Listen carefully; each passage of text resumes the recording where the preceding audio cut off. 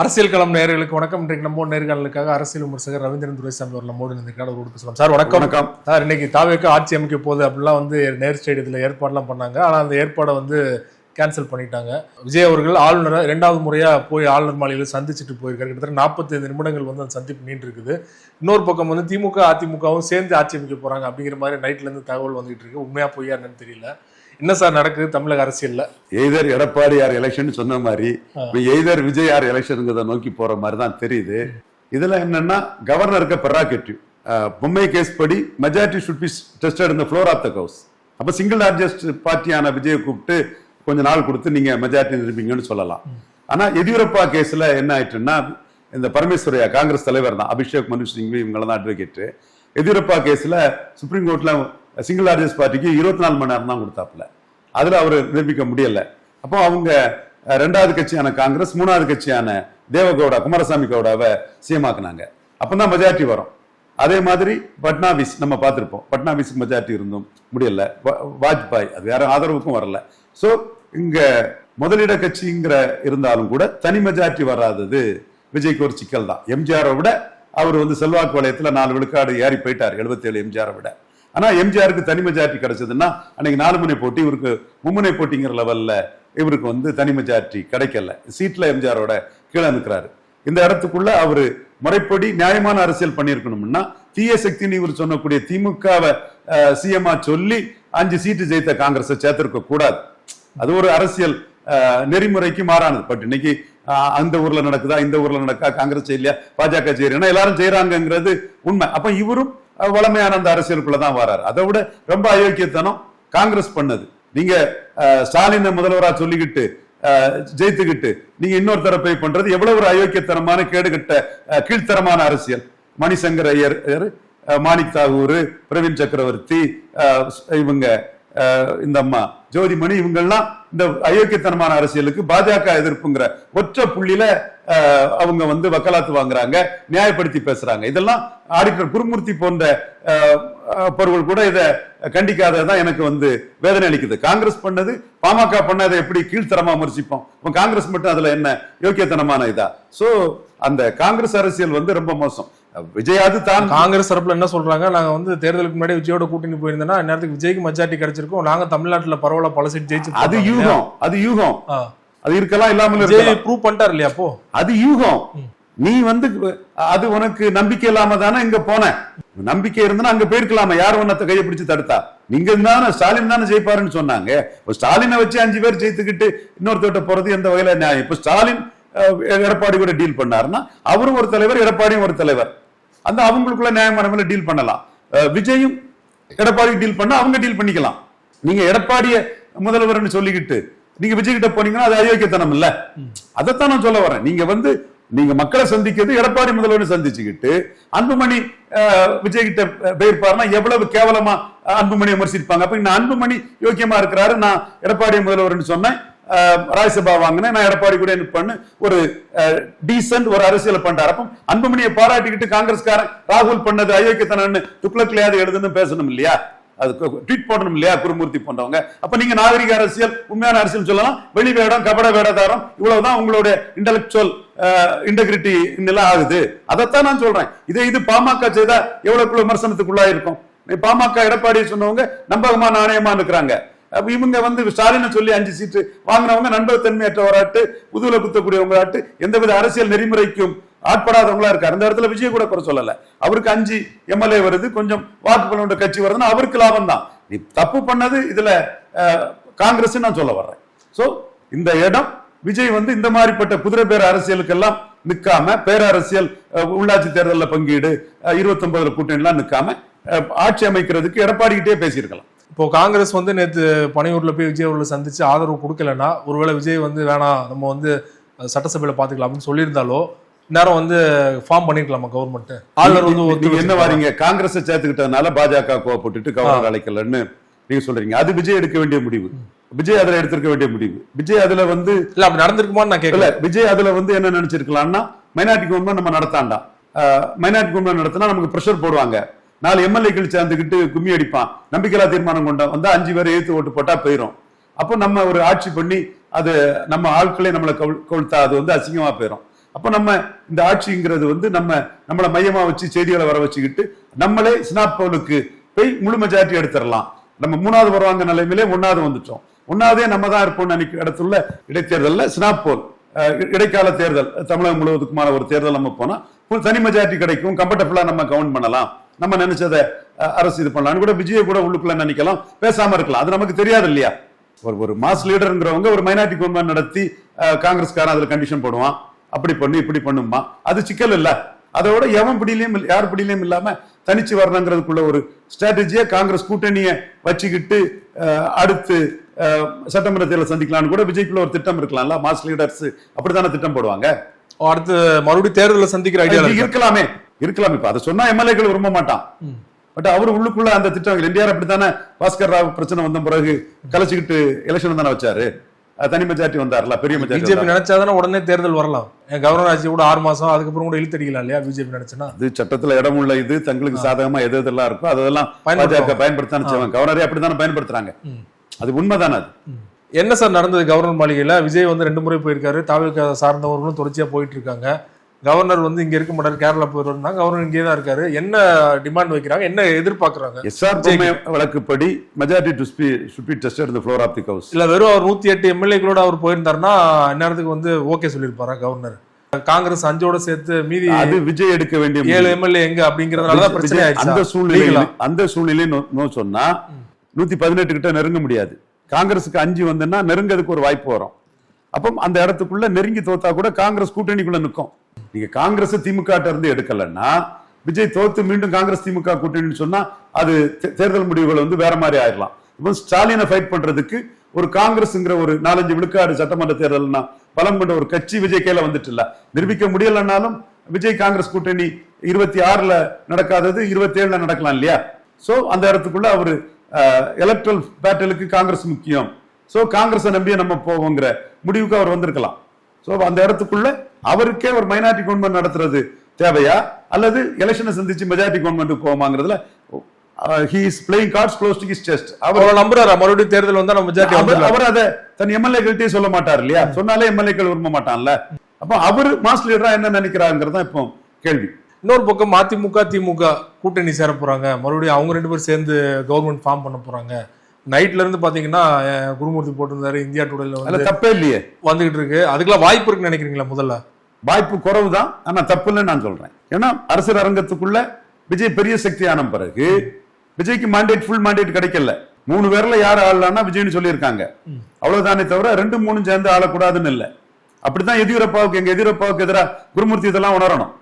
ஐயா குருமூர்த்தி இதெல்லாம் வரணும். இங்க நாட்டுல எல்லாருக்கும் எல்லா மாநிலங்களும் நடந்த விஷயங்களும் தெரியும். சும்மா நீங்க கண்ணை மூடிக்கிட்டு பெரிய பெரிய பிரீச்சர் மாதிரி பேசுறது ஏற்றுக்கொள்ள முடியாது. எனக்கு நண்பர் தான், பெரிய தியாக வரலாறு கொண்டவர் தான், துணிச்சலான தலைவர் தான், எமர்ஜென்சி எடுத்தவர் தான், அதெல்லாம் வேற விஷயம். பட் நீங்க ஒரு விஷயம் சொல்லும் போது இதுதானே பட்னாவிஸுக்கு நடந்தது. பட்னாவிஸ் தான் நம்பர் 1, எதியூரப்பா தான் நம்பர் 1, விஜய் தான் நம்பர் 1. நம்பர் 1 நீங்க நம்பர் 3 கிட்ட பேசி ஒரு முடிவுக்கு வரலாமே. இது மாயாவதியா நம்பர் 1 பாஜக சிஎம்ஆக்கல்ல, நம்பர் 2 காங்கிரஸ், நம்பர் 3 தேவகவுடா குமாரசாமி கூட ஆக்கல்ல. அப்போ ஸ்டேபிளான கவர்மெண்ட் கொடுக்கணும்னு உங்களுக்கு நோக்கமா அல்லது குதிரை பேரத்துக்கு உங்களுக்கு நோக்கமாங்கிறதான விஜய் கிட்ட இப்ப நம்ம கேள்வியா முன் வைக்கிறோம். நீங்க ஸ்டாலினை முதல்வர் சொன்னவங்களும் உங்ககிட்ட சேர்ப்பீங்கன்னா அது எந்த வகையில நியாயம்? பிஜேபி எதிர்ப்புங்கிற ஒரு இதை வச்சு பஜனை பாடுறது, எல்லா மொள்ள மாதிரித்தனத்துக்கும் கேப் மாதிரித்தனத்துக்கும் அயோக்கியத்தனத்துக்கும் எல்லா ஃப்ராடு தனத்துக்கும் பாஜக எதிர்ப்புன்னு நீங்க சொல்லிட்டு போவீங்கன்னா அது தப்புங்கிறதான் குருமூர்த்தி பேசியிருக்கணும். அதான் குருமூர்த்தி மேல நமக்கு வருத்தமா தான் குருமூர்த்தியோட கருத்து தவறுன்னு நம்ம சொல்றோம். எல்லாத்துக்கும் பாஜக எதிர்ப்புங்கிற ஒரு இதுல எல்லா பஜனைக்கும் உன்னோட அயோக்கியத்தனங்களுக்கெல்லாம் நீ சப்பக்கட்டு கட்டுவியா? அது தவறு இல்லாமதான் நம்ம சொல்ல வர்றோம். சோ இந்த இடத்துக்குள்ள சிஎம்ஆ கேண்டிடேட்டா நின்ன 3 பேரும் ஒருத்தருக்கு ஒருத்தர் பேசி அவங்க ஒரு முடிவுக்கு வந்து ஒரு 118 காட்டுறதுல தப்பு இல்லை. Governor majority should be tested in the floor of the house ன்னு சொல்லாம ஏன் கன்வின்சிங் மெஜாரிட்டி வேணும்னு கேட்கிறாரு. கொடுக்கறதுல தப்பு இல்ல. விஜயும் எடப்பாடியும் சேர்ந்து கன்வின்சிங் மெஜாரிட்டி கொடுத்துடலாமே.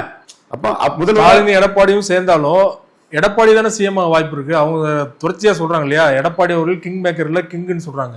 இது 2க்குமே பொருந்தும் இல்லையா? விஜய்க்கும் பொருந்தும் ஸ்டாலினுக்கும் பொருந்தும். கண்டிப்பா நீ தீய சக்தி ஸ்டாலின் அகற்றணும்னு சொல்ற, உன்னால அகற்ற முடியல. நீங்க தனி மெஜாரிட்டி வந்து அகற்ற முடியல. அதாவது ஸ்டாலின் விழுந்துட்டாலும் உன்னால் மாற்று அரசு அமைக்க முடியல. அப்போ எடப்பாடி நினைச்சா ஸ்டாலினே ஆதரிக்கலாம். அப்போ ஸ்டாலினுக்கும் விஜய்க்கு தான் போட்டி. அப்ப நீங்க எடப்பாடி ஆதரிங்கன்னு மாயாவதி மாதிரியும் தேவகோடா மாதிரி எடப்பாடி கேட்கறதுல தவறு இல்லையே. அவருக்கும் குறிப்பிட்ட சீட்டு வந்திருக்கு. அவரை சிஎம்மா சொல்லி மக்கள் சட்டமன்ற உறுப்பினர் வந்திருக்கிறாங்க. அது அவர் தலைமைக்கு விழுந்த ஓட்டு. 2 ஜாதி கட்சின்னு நான் சொன்ன பிறகு விழுந்த ஓட்டு, அண்ணாமலை வெளியேறின பிறகு விழுந்த ஓட்டு, தென் ஓபிஎஸ் வெளியேறின பிறகு விழுந்த ஓட்டு, அவருக்கான ஓட்டு, அவர் தலைமைக்கான ஓட்டு, அவருக்கான ஓட்டுங்கிறது தேர்தலுக்கு முன்னாடியே சொன்னோம். இப்போ நம்ம ஒத்துக்கிறோம். அப்போ அவர் லீடர்னு சொல்லியும் குறிப்பிடத்தக்க எண்ணிக்கையில எம்எல்ஏக்கள் வந்திருக்கிறாங்க. அவர் ஈக்விட்டேஷன்ஸ் கீப் அப் பண்றாரு. உங்களுக்கு டு கீப் தீய சக்தி திமுக இருக்கக்கூடாதுன்னு சொன்னா ஏன் நீங்க காங்கிரஸ் திமுக நம்ம இந்த தீய சக்தியை நம்பி வந்த காங்கிரஸ் சேர்த்துக்கிட்டு ஆடுறீங்க? எடப்பாடி கூட சேர்த்து பேசியிருக்கலாமே. உண்மையிலே அப்படி ஒரு பேச்சுவார்த்தை நடந்தது. ஏன்னா ஸ்டாலின் அவர்கள் நேற்று இந்தியா டுடே கொடுத்த பேட்டியில் பார்த்தீங்கன்னா வெளிப்படையா சொல்லிட்டாரு, நாங்க இந்த கவர்மெண்ட்டுக்கு எந்த அச்சுறுத்தலும் கொடுக்க மாட்டோம், விஜய் கவர்மெண்ட் ஃபார்ம் பண்றது எங்களுக்கு எந்த பிரச்சனையும் இல்லை சொல்லிட்டாரு இல்லையா? அவர் என்ன நினைக்கிறாருன்னா விஜய் கவர்மெண்ட் ஃபார்ம் பண்ண அன்பாப்புலர் ஆயிடுவாரு, அதுக்கப்புறம் நமக்கு வாய்ப்பு வரும்னு நினைக்கிறாரு. அதுல பல இப்ஸ் அண்ட் பட்ஸ் இருக்குது. பட் அவருக்கு ஸ்ட்ராட்டஜி அவர் சார்ந்தவங்க மத்தியில அவர் பேசுறது தான் பேசுறாரு. நம்ம ஒரு பாப்புலர் மேண்டேட் வந்த கவர்மெண்ட் ஃபுல் மேண்டேட் வரலனாலும் கூட இருக்கவங்கள அதிக அளவு வாய்ப்பு வந்த ஒருத்தரை நம்ம சபடேட் இது பண்ணாண்டா நம்ம அமைதியா இருப்போம், அவரு வந்து செல்வாக்கு இழந்து நமக்கு வாய்ப்பு வரும்னு நினைக்கிறாரு. பட் அது வந்து அவர் செல்வாக்கு இழப்பாருன்னு எல்லாம் சொல்ல முடியாது. இவர் கூட கூட்டணி கட்சிகளே விஜய்கிட்ட போய் சேரதுக்கும் வாய்ப்பு உண்டு. ஏற்கனவே இருக்காங்களா எல்லாரும் பிரதான கூட்டணி கட்சி சேர்ந்துட்டு. அப்ப இப்ப அவரு மதசார்பற்ற கூட்டணி விசிகா, சிபிஎம், சிபிஐ, ஐயுஎம்எல் எல்லாத்தையும் இன்டாக்டா வைப்போம்னு நினைக்கிறாரு. அப்ப விஜய் ஆட்சிக்கு வந்துட்டாருன்னா அவங்க என்ன முடிவு எடுப்பாங்கன்னு தெரியாது. பட் இப்போ அவர் எடுக்கிற முடிவு விஜய்க்கு நான் தொல்லை கொடுக்கலங்கிற மாதிரிப்பட்ட ஒரு முடிவு எடுக்கிறாருன்னா இந்த கூட்டணி கட்சிகள் தன்னோட இருக்கட்டு 2 மதசார்பற்ற கூட்டணின்னு அவரு ஸ்கீம் பண்ற மாதிரி தெரியுது. விஜய் 5 வருடம் கம்ப்ளீட்டா கவர்மெண்ட்டை முடிக்கணும்னா அதுக்கு கூட்டணி சின்ன சின்ன கட்சிகள் உதவும் நினைக்கிறீங்களா, இல்ல எடப்பாடி கூட போறதுதான் அவருக்கு நல்லது நினைக்கிறீங்களா? அது பல இட்ஸ் அண்ட் பட்ஸ் இருக்குது. பட் கண்டிப்பா கம்யூனிஸ்டோ தொடர்ச்சியா ஏதாவது பேசிட்டு தான் இருப்பாங்க இல்லையா, அதை பண்ணுங்க இதை பண்ணுங்க. அதிமுக என்ன சொல்றாங்கன்னா நீங்க 4-5 பேரை நம்பி இருக்கிறதோட அதிமுக மட்டும் நம்பி இருக்குன்னு கேக்குறாங்க. சோ இது there are so many ifs and buts. Edappadi எதனால இப்படி உறுதியா இருக்காரு? கண்டிப்பா இன்னொரு பக்கம் சிவி சண்முகம் எம்எல்ஏக்களை உடைச்சிட்டான்னு சொல்றாங்க. இல்ல எடப்பாடி சொல்லிதான் சிவி சண்முகம் பாண்டிச்சேரியில எம்எல்ஏக்களை கூட்டு போயிருக்கான்னு சொல்றாங்க. அதிமுக உண்மையில பிரச்சனை போதா, இல்லன்னா எல்லாம் ஒற்றுமையா தான் இருக்காங்கன்னு நினைக்கிறீங்களா? அதிமுக என்ன யார் தலைமையில பிரச்சனை போகுது, என்ன பிரச்சனை போகுது? சிவி சண்முகம் தலைமையில SP Velumani, CP Shanmugam, SP Velumani 2 leaders. நான் மறக்க வரல. விஜயபாஸ்கர் வர போயிருந்தாரு. விஜயபாஸ்கருக்கு பரவலான செல்வாக்கு சிவி சண்முக அளவும் வேலுமணி அளவு இல்லைனாலும் அவர் ஊர்ல ஒரு செல்வாக்கானவர் தான். சோ இவங்கெல்லாம் லீடர்ஸ், உங்களுக்கு ஒரு சே இருக்குது. பட் யார் தலைமையில எடப்பாடி உடைக்க போறாங்க? எடப்பாடி உடைச்சு யாருக்கு என்ன லாபம்? உடைச்சு அதை விஜய் பக்கம் கொண்டு போறதா தகவல் வந்துட்டு இருக்கு. உண்மையா என்னன்னு தெரியல. இதுதான் முறையற்ற அரசியல் நான் சொல்ல வரேன். இதை விட நீங்க எடப்பாடி கிட்ட பேசி Vijay CM, Edappadi deputy CM, அல்லது ஸ்டாலின் வந்துடக்கூடாது, திமுக வந்துடக்கூடாதுன்னு எடப்பாடி சிஎம் எடப்பாடி ஏத்துக்க மாட்டாங்க. அதுதானே இங்க பிரச்சனை. அதுதானே யோசிக்கிறேன். அப்போ யாருக்கு மெஜாரிட்டி இல்லாத ஒரு சூழ்நிலை இருக்கிறதுல விஜய் பெரிய ஆளுங்கிறது தானே நீடிக்குது. கவர்னர் டெஸ்ட் ஆஃப் மெஜாரிட்டிக்கு நான் ஃப்ளோரை நான் அலாட் பண்ண மாட்டேன், நான் தான் டெஸ்ட் ஆஃப் மெஜாரிட்டி 118 வேணும், குதிரை பேரத்துக்கு நான் எதிரானவன்னு சொல்றாரு. சோ அவர் ஒரு பாஜக கவர்னர். காங்கிரஸ் கட்சி திமுக ஸ்டாலின் முதல்வர்னு சொல்லிட்டு கொஞ்சம் கூட லட்சம் இல்லாம, கூச்ச நாச்சம் இல்லாம, மான அவமானம் இல்லாம, பதவி ஒண்ணுமே குறின்னு பாஜக எதிர்ப்புல கேவலமான ஒரு முடிவை எடுத்திருக்கிறாப்புல. அப்ப இந்த மாதிரிப்பட்ட கேவலமான முடிவுகள் ஸ்டாலின் முதல்வர் சொல்லிட்டு விஜய்கிட்ட போகக்கூடிய முடிவுகள் எல்லாம் ஒரு பிஜேபி சென்ட்ரிக்கான கவர்னர் எதிர்மறையா பாக்குறதுக்குள்ள இயல்பான வாய்ப்பு தானே இருக்கு. குறிப்பா இந்த மாதிரி தகவல் கிளப்பி விடுறதே தாவேக்கா தான். மக்கள் மத்தியில் ஒரு சென்டிமெண்ட் கிரியேட் ஆகும். 108 சீட் ஜெயிச்சாலும் கவர்மெண்ட் ஃபார்ம் பண்ண விட மாட்டாங்க, அழுத்தம் கொடுக்குறாங்க, திமுக அதிமுகவும் சேர்ந்து இந்த மாதிரி பண்றாங்க அப்படிங்கிற ஒரு பிம்பம் உருவாக்குறதுக்கு தான் அப்படின்னு சொல்றாங்க இல்லையா?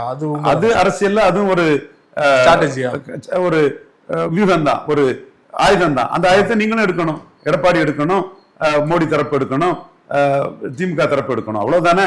அந்த ஆயுதம் நீங்க அவர் மட்டும் தான் எடுக்க முடியும்னு இல்லையே, நீங்களும் எடுக்கலாம். அவர் சக்சஸ்ஃபுல்லா எடுக்கிறாரு, நீங்களும் முடிஞ்சா சக்சஸ்ஃபுல்லா எடுங்க. இந்த சிச்சுவேஷன் எப்படி போகும்னு நினைக்கிறீங்க? யார் கவர்மெண்ட் ஃபார்ம் பண்ண அதிகமான வாய்ப்பு இருக்கு நீங்க நினைக்கிறீங்க? யார் தலைமையில, இல்ல யார் கூட்டணியில? அதாவது எய்தர் எடப்பாடியார் எலெக்ஷன் சொன்ன மாதிரி எய்தர் விஜயார் எலெக்ஷன் தான் என்னோட கருத்தா இருக்குது. பட் எய்தர் விஜய்க்கு விஜய் இன்னும் உட்காரல. இப்போ காலையில விஜய் அழைச்சிட்டாருன்னு தகவல் வருது. ஆனா இன்னொரு தகவல் வருது, அப்படின்னு நான் ஒப்பீனியன் கூட நியூஸ் 18 கொடுத்தேன். சோ இந்த இடம் ஒரு இடியாப்ப சிக்கலான சூழ்நிலை தான் இருக்குது. மக்கள் தான் காரணம். விஜய்க்கு தனி மெஜாரிட்டி எம்ஜிஆர் கொடுத்த மாதிரி கொடுத்திருக்கலாம். எம்ஜிஆரோட அதிக ஓட்டை கொடுத்துக்கிட்டு எம்ஜிஆர் கொடுத்த மெஜாரிட்டியை கொடுக்காதது மக்கள் தான் அந்த பிரச்சனைக்கு காரணம். சுப்ரீம் கோர்ட் போனா அது இங்க என்ன மாதிரியான ஃபார்மாலிட்டி நடக்குது? சுப்ரீம் கோர்ட் அவங்க போறதுக்கு முயற்சி பண்றாங்க. ஆனா எஸ்ஆர் பொம்மை கேஸுக்கு பிறகு பரமேஸ்வரையா வெர்சஸ் யூனியன் ஆஃப் கவர்மெண்ட் வந்து இப்படி சிங்கிள் லார்ஜஸ்ட் பார்ட்டி மெஜாரிட்டியா வரலன்னா அவங்களுக்கு 24 மணி நேரத்துக்கு மேல கொடுக்க கூடாதுங்கிற ஒரு இதுவும் அங்க வருது. அது எஸ்ஆர் பொம்மை கேஸ் வச்சுதான் எல்லாரும் பேசுறாங்க. 2018 வந்த கர்நாடகா காங்கிரஸ் கமிட்டி தலைவர் எதியூரப்பாவை கூட்டதுக்கும் எதியூரப்பாவுக்கு 14 நாள் கொடுத்ததுக்கும் எதிராக சுப்ரீம் கோர்ட்ல அபிஷேக் மனு சிங்வி எல்லாம் போட்ட ஒரு கேஸை வந்து மையப்படுத்தி தான் இப்ப களம் வருது. அதை பார்த்தா விஜய்க்கு வந்து போதுமான டைம் கொடுத்துட்டேன்னு கூட கவர்னர் சொல்லிட்டு போயிடலாம். அந்த சுப்ரீம் கோர்ட் வழக்கை பார்த்தா போதுமான டைம் கொடுத்தேன்னு கூட சொல்லிட்டு போயிடலாம். அந்த வழக்கு தொடர்பா நிறைய செய்திகள் வந்து கேசிய செய்திகளாக தான் வந்துட்டு இருக்குது. நம்ம அதுல வரத்தான் செய்யும் இந்த மாதிரிப்பட்ட தகவல் அப்படி இப்படின்னு பரப்ப அவசரப்படாம அதுல நிதானமா தான் எல்லாத்தையும் அதை டீல் பண்ணும். நான் புரிஞ்சுட்டேன், நமக்கு எல்லாமே நிதானமா டீல் பண்ணக்கூடிய ஆளுங்கிறனால எந்த ஒரு பரபரப்பு செய்தியும் நண்பர்களோட வரும்போது அபிஷியல் கம்யூனிகேஷன் வந்ததா அதான் கேட்டேன். அபிஷியல் கம்யூனிகேஷன் வராத வரை நம்ம அந்த செய்திக்கு வந்து இருக்கலாம், இல்லாமல் இருக்கலாம்னு தான் நம்மளும் வானிலை அறிக்கை மாதிரி தான் அந்த செய்தியை பார்க்கணுமே தவிர அது உண்மையான செய்தின்னு அதை நம்ம எடுக்க வேண்டிய அவசியமே இல்லை. அந்த வகையில தான் இன்னைக்கு உள்ள கவர்னர் அழைப்பு விடுத்துட்டாருங்கிற செய்தியை அபிஷியல் கம்யூனிகேஷன் வந்துட்டாருன்னா விடுத்துட்டார். அது இல்லைன்னா நீங்க சொன்ன மாதிரி பரபரப்புகள் வந்துட்டு தான் இருக்கும். அது கட்சிகளை இன்ஃபுளுன்ஸ் பண்ணதுக்கும் இருக்கும். பட் கட்சிகள் வந்து நான் சொல்ற மாதிரி சிங்கிள் லார்ஜஸ்ட் பார்ட்டி விஜயை கூப்பிடணுங்கிற கருத்தை சொல்ற கட்சிகள் லெட்டர் ஆஃப் சப்போர்ட் இதுவரை கொடுக்கல. அப்ப நீங்க லெட்டர் ஆஃப் சப்போர்ட் இதுவரை கொடுக்கலன்னா அது வேற பேரத்துக்கு தானே அது வழிவகுக்குது. அதுதானே சுப்ரீம் கோர்ட் வேண்டாம்னு சொல்றான். G Parameshwara versus union of India case வந்து 2018 ஆண்டு உள்ள அந்த பிடிஎஃப் நண்பர் காசிநாதன் ரொம்ப ஒரு லீகல் நாலேஜ் உள்ளவர், ஒரு திராவிட முன்னேற்ற கழகத்தை சேர்ந்தவர். சசிகலா அம்மையார் முதல்வரா பதவி பிரமாணம் வச்சா ஸ்டெபிலிட்டிக்கு கொஸ்டின் இருக்குன்னு ஒரு வெஸ்ட் பெங்கால் கேஸை கொடுத்து சென்னமேனி விசாரர்கிட்ட அப்ஜெக்ஷனை கொடுக்கிறதுக்கு எனக்கு அந்த டிராப்டிங்க பண்ணி தந்தது அவர் தான். நானும் அட்வொகேட் தானாலும் கூட அவர் இந்த மாதிரிப்பட்ட இதுகளில் ரொம்ப எக்ஸ்பீரியன்ஸ் ஸ்டெரனியஸா கடுமையா உழைச்சி நுணுக்கமா போகக்கூடியவர். நான் ஒரு டெசல்ட்ரி அவுட்லுக்ல என்னன்னு பார்த்துட்டு போகக்கூடிய அவர் ரொம்ப 100% எல்லாமே பார்த்து பண்ணக்கூடிய ஒரு நண்பர். காசிநாதன் தமிழன் எக்ஸ்பிரஸ்ல இருந்தவர். அவர் எனக்கு கொடுத்த இப்பவும் அவர் தான் அனுப்பி விட்டார் அந்த ஞாபகப்படுத்தி. Justice AK Sikri, justice SA Bobde, justice Ashok Bhushan இவங்க வந்து சிங்கிள் லார்ஜஸ்ட் பார்ட்டியா வரக்கூடியவங்க பேரம் பேசுறதுக்கு வாய்ப்பு கொடுக்க கூடாது. பாஜக கவர்னர் கொடுக்கிறாரு, அதுவும் பாஜக அரசு, பாஜக கவர்னர் அரசு, சிங்கிள் லார்ஜஸ்ட் எதியூரப்பா. அப்போ அந்த சட்டத்தின் அடிப்படையில் அவங்க என்ன சொல்றாருன்னா 24 மணி நேரம் டக்குன்னு பிசினஸே இவருக்கு மெஜாரிட்டியா இருக்காங்கிறத பார்க்கணும்னு கொடுக்குறாப்புல. அதன் அடிப்படையில செயல்படுறன்னு கூட இப்போ இவரு நம்ம கவர்னர் இப்போ பொறுப்பு கவர்னர் சொல்லதுக்கு வாய்ப்பு இருக்குது. சோ பொம்மை கேஸுங்கிற நிலைமை வேற, எதியூரப்பாவுக்கு எதிராக காங்கிரஸ் போட்ட சூழ்நிலைக்கு பிறகு வந்த நிலைப்பாடுங்கிறது வேற. சோ இந்த ரெண்டு ஸ்கூல் ஆஃப் தாட் இருக்கு. பெர்ராகேட்டிவ் ஆஃப் த கவர்னர். சோ அவருக்கு பெர்ராகேட்டிவ் ஒரு 118 கொண்டு கொடுன்னு கேட்கிறாரு. I'm not convince that you can run a stable government. இதுதான் சசிகலா அம்மையாருக்கு வந்து சென்னமேனி வித்யாசாகர் ராவ் எடுத்த ஸ்டாண்டு. உங்க மேல கிரிமினல் கேஸ் இருக்கு, at any time you may be convicted. So I'm not convince that you can run a stable கவர்மெண்ட்ங்கிறத எடுத்தாரு. வெஸ்ட் பெங்கால் கேஸ்ல அப்படி இருக்குங்கிறத காசிநாதன் நண்பர் சிவகங்கையோடு திராவிட முன்னேற்ற கழக மாவட்ட செயலாளர் தமிழன் எக்ஸ்பிரஸ் ஒரு முக்கிய பொறுப்புல இருந்தவர். அவர் கொடுத்ததுதான் நானும் கவர்னர்ட்ட கொடுத்திருந்தேன். அப்போ சோ பலதரப்பட்ட கருத்துக்கள் இங்க வரும். அதே நீங்க சொல்லக்கூடிய இது வந்து ஜெயலலிதாவுக்கு பாத்திமா பிபி பார்க்கல, அப்பவும் அக்யூஸ்டா தான் இருந்தாங்க. அவங்களுக்கு ஸ்டேபிள் கவர்மெண்ட் கொடுக்கணுமா, கோர்ட் எடுத்து கண்டிட்டானா என்ன ஆகுமாங்கிறது பார்க்கல. பட் சசிகலாவுக்கு பார்த்தாங்க. இப்படி பல விஷயங்கள் அதுல இருக்குது. இந்த வகையில கன்வின்ஸ் மீ வித் நம்பர்ஸ்ங்கிறது இந்த கவர்னர் இருக்கிற மாதிரி தெரியுது. கிளியரா கவர்னர் வச்சு பாஜக கேம் ஆடுறது எல்லாம் தெரியுது. ஆனா விஜய் அவர்கள் ஏன் வெளிப்படையா அதை பேச மாட்டாரு நினைக்கிறீங்க? பேசி ஏன் பயக்கணும், பார கூட ஏமாதுன்னு அவர் நினைச்சிருக்கலாம். கிளியரா அவங்க வந்து ஏன் வந்து ஒரு திமுக வந்து அவ்வளவு பேச்சு பேசினவர் ஏன் பாஜக பேச மாட்டாருன்னு நினைக்கிறீங்க? தேர்தலுக்கு முன்னாடியும் பேசல, இப்பயும் வந்து பாஜக தான் குறைச்சல் இந்தியா மாறிப்பட்ட ஒரு நாட்டுல மத்திய அரசு ரொம்ப வல்லமை வாய்ந்தது. இந்திரா காந்தி எத்தனை பேர் பேசிட்டாங்க, புரியுதுங்களா? சோ அதனால அவரு ரொம்ப சக்தி வாய்ந்த ஒருத்தரை வந்து உடனே பேசணும் கம்பல் பண்ண முடியாது. சோ இந்த டாக்டிஸ் தான், இது ஒரு டாக்டிஸ் தான். நீங்க சொன்னா பாஜக விஜய் கள்ள உறவுன்னு கூட ஸ்டாலின் சொன்ன மாதிரி சொல்லலாம் இப்போ. பட் ஒரு லிமிட்டுக்கு தான். யார் பேசுவா? ராகுல் பேசுவார். ஏன்னா மோடி போனா அவர் பிஎம் ஆயிரலான்னு நினைச்சு பேசுவார். ஸோ அந்த பிஎம் டெசிக்னேட்டா இல்லாத யாரும் ஒரு பிஎம் வந்து பெரிய அளவுக்கு எதுக்க மாட்டாங்க. அதே மாதிரி சீஃப் மினிஸ்டர் எதுக்குவதும் நேரடி எதிர்கட்சி தான் கடுமையாக எதிர்ப்பாங்க. மற்ற கட்சிகள் வந்து தங்களுக்கு எப்படி பேரம் பேசி எப்படி போறதுங்கிறதான் பாமக மற்ற கட்சிகள்லாம் அது பண்ணுவாங்க. ஸோ அந்த வகையில நாம தமிழக சிஎம் உட்காருங்கும் போது பாஜக இப்ப கன்ஃபரன்டேஷன் போகாண்டாங்கிற ஒரு இதை விஜய் எடுத்திருக்கலாம். நிறைய ஒரு கேள்வி, பாஜகவோட நீங்க நெருங்கி பழகக்கூடியவர் தான், பல விஷயங்கள் வந்து நீங்களே வெளிப்படையா சொல்லியிருக்கீங்க. ஸோ பாஜக விஜய்கிட்ட என்ன எதிர்பார்க்குறாங்க? அதிமுக உடஞ்சு பாதி எம்எல்ஏக்கள் விஜய்கிட்ட போகணும்னு நினைக்கிறாங்களா? விஜய் அவர்கள் ஆட்சி அமைக்கணும்னு நினைக்கிறாங்களா? இல்லைன்னா என்ன பாஜகவோட திட்டம் தான் என்ன விஜய் வச்சு? மோடிக்கு நன்மையை பிரதானமா வச்சு சிந்திக்கக்கூடியவன் ஆர்டி. என் கருத்துக்கள் பல இடங்கள்ல மோடி கிட்ட வெற்றி பெற்றிருக்குது. சசிகலா விஷயத்துல குருமூர்த்தி, சுப்பிரமணிய சாமி, இல்ல கணேசன் ஜி, எங்க அண்ணன் பொன் ராதாகிருஷ்ணன் எல்லாத்தையும் மீறி வெற்றி பெற்றிருக்குது. இப்போ ஆடிட்டர் குருமூர்த்தி ஒரு கருத்து சொல்றாரு, அந்த கருத்து நானே சொல்றேன், பப்ளிக் ஒப்பீனியன் சிங்கிள் லார்ஜஸ்ட் பார்ட்டியை கூப்பிடணும்னு. ஸோ பப்ளிக் ஒப்பீனியனை வச்சு சேகர் குப்தா அவரு எமர்ஜென்சி எல்லாம் எடுத்து அவரு ஒருத்தர், அவரும் குருமூர்த்திக்கு கருத்தை சேகர் குப்தாவும் என்டால்ஸ் பண்றாரு. பட் நான் மோடிக்கு நன்மை எதுங்கிறதும் மோடி கிட்ட நான் என்னோட கருத்தை ஏற்கனவே சொல்லி இருக்கிறேன். பட் பப்ளிக் பெர்செப்ஷன்ல ஒரு சிங்கிள் லார்ஜஸ்ட் பார்ட்டியை தடுக்கிறாங்கிறது தவறுங்கிற மாதிரியும் பண்றாரு. அப்போ அந்த இடத்துக்குள்ள குருமூர்த்தி கிட்டையும் சேகர் குப்தா கிட்டையும் நான் கேட்கறது, ஸ்டாலின் முதல்வர்னு சொன்ன காங்கிரஸ் வந்து எப்படி விஜய் கிட்ட போச்சு, அதை சொல்றதுக்கு நீங்க ஏன் நேர்மையா இல்லைங்கிறது கேட்கிறேன். எனிவே அரசியல் கட்சி தலைமைகள் தங்களுக்கு என்ன லாபம், பாஜக விஜய் கிட்ட என்ன எதிர்பார்க்கறாங்க அப்படிங்கறத நான் கேட்டேன். அரசியல் கட்சிகள் தலைமைகள் தங்களுக்கு என்ன லாபமோ அதுக்கு தக்கனதான் பண்ணுவாங்க. மோடிக்கு என்ன லாபம் என்ன பண்றாருங்கிறத பொறுத்திருந்து பார்ப்போம். மோடிக்கு எது லாபம்ங்கிறத மோடிக்காக நான் என் கருத்தை அவர்கிட்ட பிரசன்ட் பண்ணிட்டேன். பாஜக ஈல்ட் ஆயிடுவார் நினைக்கிறீங்களா விஜய்? பாஜக டிமாண்ட் அது நம்ம என்னங்கிறத வந்து நம்ம ஜட்ஜ் பண்ண முடியாது. மோடிக்கு எது எது லாபங்கிறத நான் பிரசன்ட் பண்ணிட்டேன். இப்ப நீங்க குருமூர்த்தி போன்றவங்க ஸ்டாலின் எதிர்ப்புங்கிறதுக்கு பிரதானம் கொடுப்பாங்க. நம்ம குருமூர்த்தி அல்ல, ரவீந்திரன் துரைசாமி மோடியை லீச்சுன்னு சொன்னா பிரியங்கா இந்திரா காந்திக்கு பேத்திய லீச்சுன்னு சொல்லக்கூடியது நம்ம தான் தமிழ் மண்ணில். சோ நம்ம வந்து மோடிக்கு லாபத்தை மட்டுமே சொல்லி இருக்கிறோம். என்ன வருது ஏது வருதுன்னு பொறுத்திருந்து பார்ப்போம். we cannot do and undo things but we will fight, we are fighter. எத்தனை பேர் இருந்தாலும் நம்ம ஃபைட்டை நம்ம பண்ணுவோம். ஏன்னா நம்மளோட ட்ரெடிஷன், நம்மளுடைய வழக்கம் எல்லாமே ஃபைட் டு தி ஃபினிஷிங் எல்லாம் நம்ம ஃபைட் பண்ணக்கூடியவங்க. அந்த ஃபைட்டு மோடியை நம்பி தான் நம்ம ஃபைட் பண்ண முடியும். மோடி கிட்ட ரெட்டலையை ஃப்ரீஸ் பண்ணுன்னு சொல்லும்போது சசிகலாவை அடிக்கிறதுக்கு உதவுன எடப்பாடியை நம்ம ஒன்றும் பண்ணாண்டான்னு எடப்பாடி அவர் காப்பாத்தி விட்டாரு. இப்பவும் எடப்பாடி தான் அவருக்கு ஒரு அலையாட்டு இருக்கிறாரு. நேற்று மே மாசம் 4ஆம் தேதிக்கு மேல நான் எடப்பாடி எதுக்குறதுல வேற வழி இல்லை. ராகுல் விஜய் சேர்ந்த பிறகு மோடிக்குன்னு ஒரு அலையா இருக்கிறது எடப்பாடி பழனிசாமி தான். சோ இந்த இடம் வந்து மே 4க்கு மேல பொலிட்டிக்கல் சிச்சுவேஷன் மாறிட்டு, இந்த மாறுபட்ட சிச்சுவேஷன்ல மோடிக்கு எது நன்மையோ அதை நம்ம சொல்றோம். குருமூர்த்தி ஆன்டி திராவிட மாட்டு அவர் இருக்கிறாரு.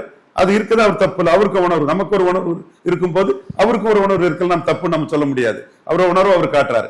பட் காங்கிரஸ் ஸ்டாலின முதல்வர் சொல்லிட்டு விஜய்கிட்ட போறது அயோக்கியத்தனம். அந்த அயோக்கியத்தனத்தை கண்டிக்காதவங்களை என்ன சொல்லுங்கிறத மக்கள் பார்வைக்கே விட்டுறேன். நான் சமகால அரசியல் சூழல் தொடர்பாக பல விஷயங்களோட பகிர்ந்து மிக்க நன்றி சார். நன்றி.